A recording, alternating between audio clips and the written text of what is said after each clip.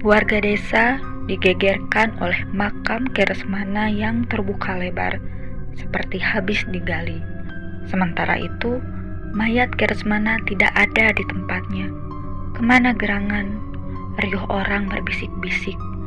Mereka mulai meyakini bahwa sosok demit yang beberapa hari terlihat adalah jasad pria berusia 55 tahun yang bangkit dari kuburnya. Kehidupan Kiresmana sehari-harinya adalah petani, menggarap ladang atau sawah. Selesai bekerja, biasanya ia pergi menangkap ikan dengan jala di aliran sungai besar. Hal tersebut dilakukan hampir setiap hari. Selain karena hobi, ikan yang ditangkap juga untuk lauk makan di rumah. Kiresmana merupakan sosok seorang suami serta bapak yang pekerja keras dan bertanggung jawab terhadap keluarga. Suatu waktu, ia sakit keras. Entah apa penyebabnya. Sakitnya terus berlanjut tanpa bisa diobati hingga ajal menjemput. Jenazah Kiresmana pun dimakamkan ke tempat pemakaman umum yang agak jauh dari pemukiman warga. Seperti orang meninggal pada umumnya, acara tahlilan diadakan keluarga dan kerabat selama 7 hari 7 malam. Selesai acara tahlil, rumah duka yang tadinya ramai otomatis jadi sepi. Namun, ada yang berbeda. Sepinya terasa mencekam.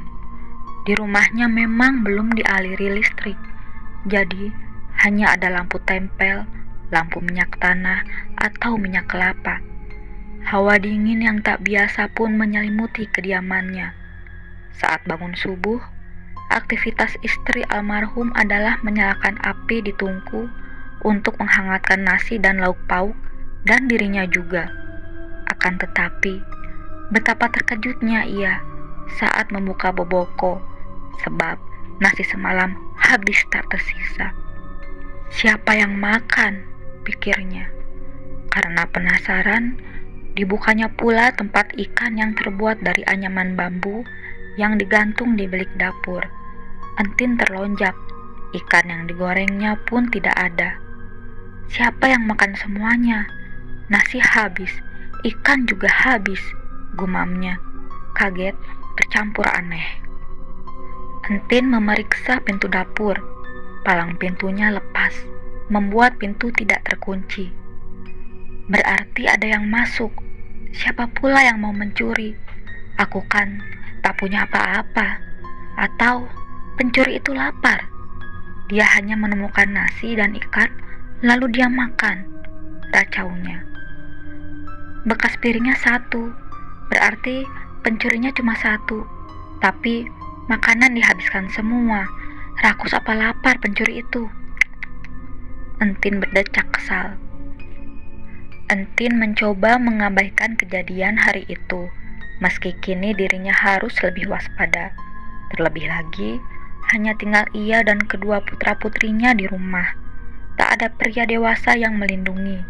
Namun, tak disangka, kejadian tersebut terus terulang setiap subuh. Entin semakin penasaran, tapi dirinya tidak cerita kepada anak-anaknya sebelum mendapat jawaban yang pasti. Entin pun menyusun rencana untuk menjebak si pencuri. Siang itu, Entin menyiapkan lauk pauk. Malamnya, Entin sengaja memilih diam di kamar dekat dapur. Sekat kamar, ia beri lubang sedikit untuk mengintip. Sementara itu, di dapur sudah dipasang lampu teplok agar ia bisa melihat dengan jelas. Malam terus merangkak naik, hening, sepi. Entin siap siaga dengan sebilah parang di tangan. Tiba-tiba, terdengar langkah kaki. Suara itu terdengar semakin jelas menuju dapur. Ah, ini dia pencurinya datang, batin Entin, menguatkan genggamannya pada parang. Jantung berdegup kencang, benar-benar tegang. Sebenarnya, Entin merasa takut kalau saja pencuri itu berjumlah lebih dari satu orang dan membawa senjata tajam. Namun, tak ada pilihan lain. ia tak mungkin melibatkan anak-anak. Langkah kaki terhenti di dekat pintu dapur. Kemudian, terdengar seperti suara tangan yang meraba-raba, berusaha memasukkan tangan ke celah bilik untuk membuka palang pintu. Si pencuri sepertinya sudah tahu betul cara membuka pintu dari luar. Tangan tersebut berhasil meraih palang dan mengangkatnya. Terbukalah pintu dengan sempurna. Entin menyipitkan matanya, memandang tajam dari lubang tanpa sekalipun berkedip. Bayang-bayang mulai terlihat berjalan menuju dapur, lebih tepatnya menuju tempat nasi. Tubuh pemilik sepasang mata yang mengintip itu sontak bergetar. Ia merasa lemas, kemudian jatuh tak sadarkan diri. "Bu, bangun, Bu." Samar-samar terdengar suara menyadarkan Entin. Perlahan mata belok itu terbuka. Cahaya matahari rupanya telah menerangi kamar itu. Nampak Agus dan Ani ada di hadapannya dengan wajah cemas. "Ibu kok tidur di sini, bukan di kamar?" tanya Agus.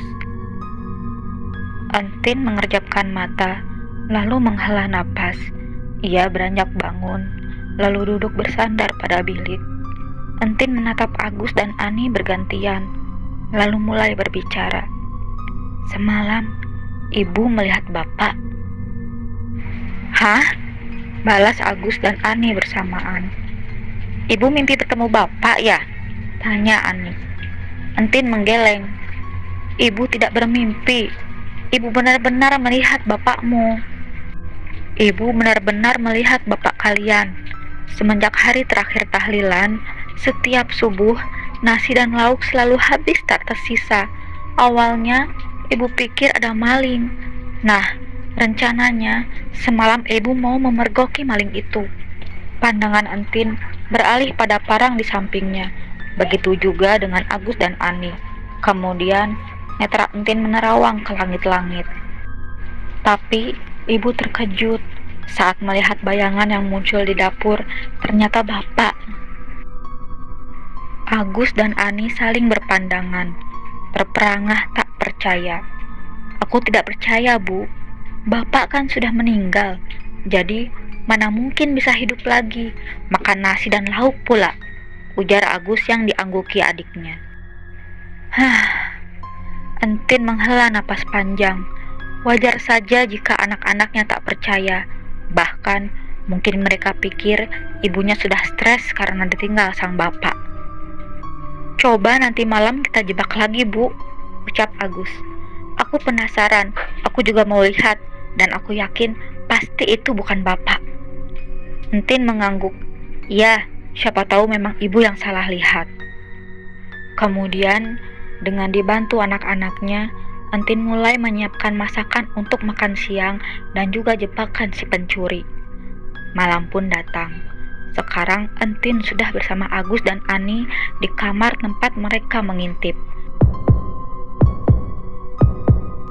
Degup jantung tak karuan menanti sosok itu masuk ke dapur. "Dia sudah datang," bisik Entin. Bulir keringat memenuhi kening. Mereka memasang telinga, mendengarkan setiap gerak-gerik sosok itu sampai bayangan hitam muncul dan berjalan di dapur. Tubuh Agus bergemetar, tangannya mencengkram kuat baju sang ibu. Bapak," lirihnya. Sementara itu, Ani langsung menyembunyikan kepalanya di dada Entin karena takut. Entin merangkul kedua anaknya sambil memberi isyarat agar mereka tidak berisik. Ki Resmana benar-benar bangkit dari kuburnya dengan helaian kain kafan yang menempel di tubuh. Berbeda dengan pocong yang sekujur tubuh terikat, demit si Aki hanya terikat di bagian kepala, sedangkan tangan kakinya bebas. Ia bahkan bisa makan dengan sangat rakus, seperti manusia biasa. Setelah makan, sosok mayat hidup itu lantas menghilang. Agus menatap ibunya. "Ternyata ibu benar, itu Bapak. Tapi bagaimana bisa, Bu? atau yang barusan hantunya Bapak? Entin mendesah. Ibu tidak tahu, Gus. Yang pasti, rahasiakan kejadian ini dari siapapun ya. Jangan sampai ada tetangga atau saudara yang tahu. Iya Bu, jawab Agus. Ya sudah, sekarang kita tidur. Aku takut Bu, rengek Ani. Entin tersenyum samar. Tidak perlu takut nak, kan ada ibu dan Agus. Lagi pula yang datang tadi kan bapakmu, jadi tidak perlu takut ya. Tadi itu bukan bapak, Bu, tapi demit, desis Ani. Shh, sudah, sekarang ayo tidur. Kita tidur bertiga di kamar ini saja. Agus dan Ani mengangguk. Mereka bertiga pun merebahkan diri di ranjang. Ani langsung terlelap dalam dekapan ibunya, sementara Entin dan Agus hanya menutup mata dengan pikiran yang berkecamuk di benak masing-masing.